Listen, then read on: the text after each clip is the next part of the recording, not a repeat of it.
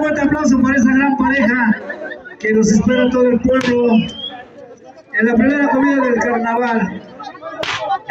El domingo 4 de abril, nada más y nada menos. El padrino va a ser el Pinky.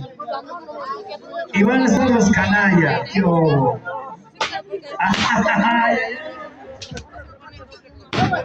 Oye, el pollo no es la que se casó la otra vez? A ver, aquí hay ese mismo pollo que se casó la otra vez que fuimos a tocar. Fuimos a tocar en la boda del pollo. Ya lo balconía por acá. Yo también. Uy, chiquitines.